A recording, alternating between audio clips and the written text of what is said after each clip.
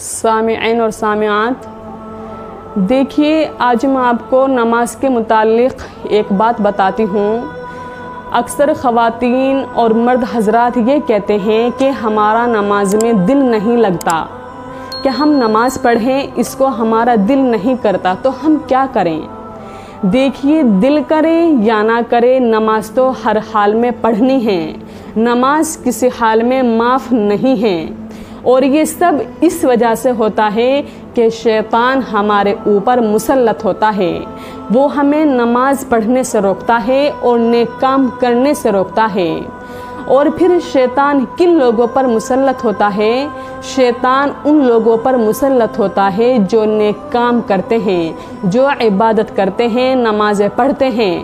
شیطان ان کو بہکاتا ہے، اور جو پہلے سے ہی گناہ میں ملوث ہو ان کو تو شیطان بہکائے گا ہی نہیں، کیونکہ وہ تو پہلے سے ہی گناہ میں مبتلا ہے۔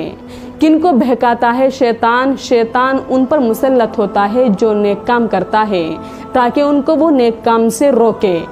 تو بہت سے لوگوں کو تو شیطان یہ سمجھتا ہے کہ یہ بہکانے کے قابل ہی نہیں، ان کو بہکا کر میں کیا کروں، یہ تو پہلے سے ہی گناہ میں ملوث ہے۔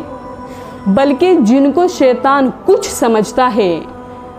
سمجھتا ہے ان کو بہکانے کی کوشش کرتا ہے، ان کو بہکاتا ہے کہ ہاں یہ بہکانے کے قابل ہیں، اور ان کو بہکاتا ہے جو نیک کام کرتے ہیں۔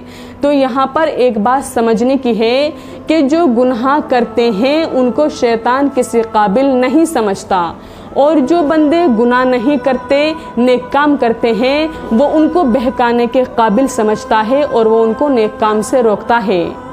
ایک مرتبہ کا واقعہ ہے کہ حضرت علی رضی اللہ تعالیٰ عنہ کی ایک وقت کی نماز قضا ہو گئی، اور وہ اتنے روئے کہ اگلے دن پھر شیاطین ان کو اٹھانے کے لیے آئے کہ اے علی اٹھیے، نماز پڑھیے۔ جیسے ہی حضرت علی اٹھے اور دیکھا کہ تم کون؟ کہا ہم شیطان ہیں ہم، کہ شیطان نماز کے لیے اٹھا رہے ہیں۔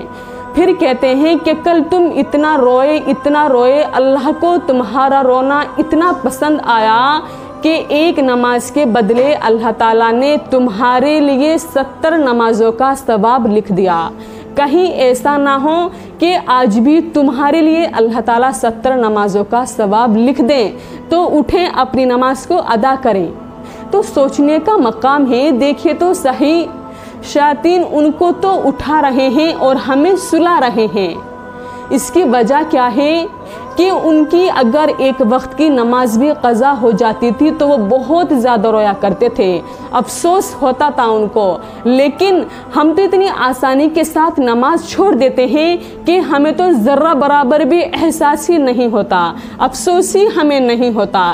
تو اس لیے ہم نے خود شیاطین کو اپنے اوپر مسلط کر رکھا ہے، اس لیے تو شیطان ہمیں بہکاتا ہے، اور پھر جب ہماری نماز چھوٹ جاتی ہے تو ہم اللہ تعالیٰ سے توبہ استغفار بھی نہیں کرتے، ہمیں پچھتاوا بھی نہیں ہوتا، ہمیں اس کا احساس بھی نہیں ہوتا۔ اور وہ لوگ تو اتنا رویا کرتے تھے کہ شیطان ان کو خود اٹھایا کرتے تھے۔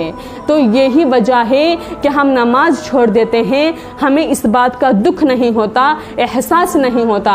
اگر ہم بھی اسی طرح سے اپنی نماز چھوٹنے کا دکھ کریں تو پھر ہمارے ساتھ بھی یہی معاملہ ہوگا جو ان کے ساتھ ہوا کرتا تھا۔